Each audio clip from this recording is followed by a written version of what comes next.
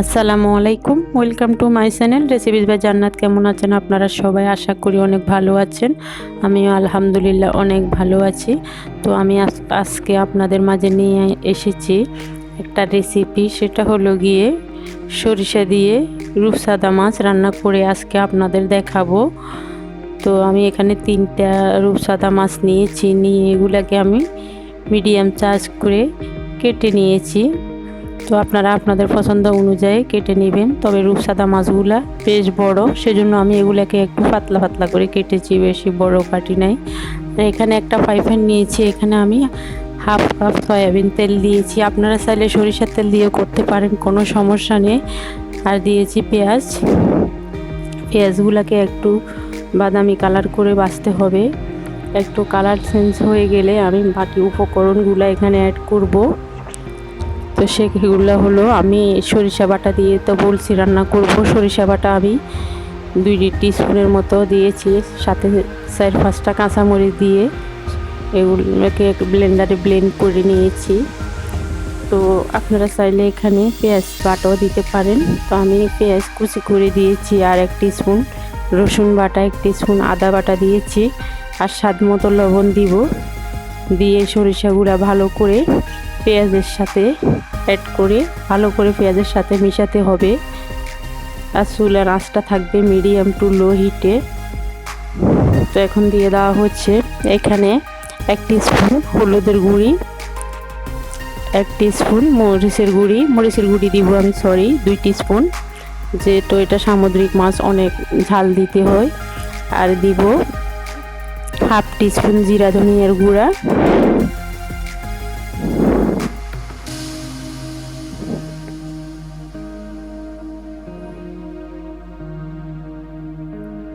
যে ধনিয়ার গুঁড়া দিয়ে এখন দিয়ে দেওয়া হচ্ছে হাফ কাপ পানি। গরম পানি দিয়েছি আমি, সবসময় আমি বলি গরম পানিটা অ্যাড করতে। গরম পানি অ্যাড করলে মাছের এই যে এর তরকারির ফ্লেভারটা অনেক ভালো আসে, আপনি যেটাই রান্না করুন না কেন।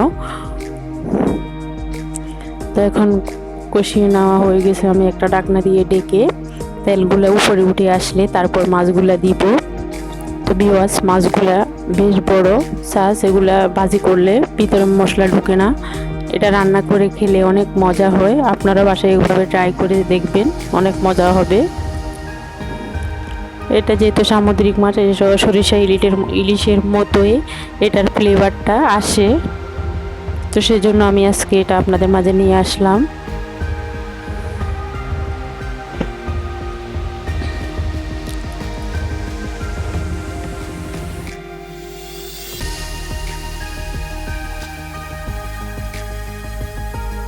এই মাছটা আমি আরও একদিন রান্না করেছিলাম। মাছটা মাংসর মতো সময় লাগে, মাংস যে রান্না করতে যত সময় লাগে মাছটা রান্না করতেও তত সময় লাগে। তো আমি এক কষানি দিয়ে তারপর আপনাদের বলবো পরে মাছটা হতে কতক্ষণ লাগবে। তো আমি এখন এটাকে পুরোপুরি কষিয়ে নিব। কষিয়ে নেওয়ার পর তো জল লাগলে দিব, না লাগলে তো দিব না, সেটাও আপনাদের বলবো।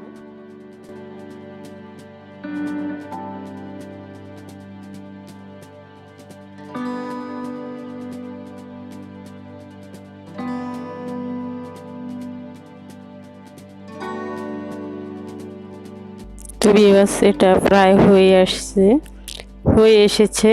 এখন আমি টমেটোগুলা দিচ্ছি। টমেটো দিলে টমেটোর যে ভিতরে টক থাকে এগুলো বের হয়ে যায়, ভালো লাগে না, মজা হয় না। তো এভাবে রান্না করে আপনারা খাবেন, আপনাদের অবশ্যই ভালো লাগবে। আর এটা আমি কষিয়ে আর একটু জল দিয়ে মিডিয়াম টু লো হিটে করে ঢাকনা দিয়ে ঢেকে রেখে দিয়েছি। আপনারা যদি জল পছন্দ করেন তাহলে নামিয়ে নেবেন। আর এখানে যেহেতু সরিষা আছে সেজন্য এটা আর বেশি ঘন করতে হবে না, নামিয়ে নিলে পরে এটা জল শুকিয়ে যাবে। তো দেখুন, তো আমার মাছের কালারটা অনেক সুন্দর নাইস এসেছে। আপনারা বাসায় এভাবে ট্রাই করে খাবেন। তো আমার মাছের রেসিপিটা কেমন হয়েছে আমাকে কমেন্ট বক্সে গিয়ে কমেন্ট করে জানাবেন। তো আমার চ্যানেলে একটা লাইক দিবেন, কমেন্ট করবেন, শেয়ার করবেন এবং সাবস্ক্রাইব করতে ভুলবেন না। তো সবাই ভালো থাকুন, নেক্সট ভিডিও দেখার আমন্ত্রণ রইল। আল্লাহ হাফেজ।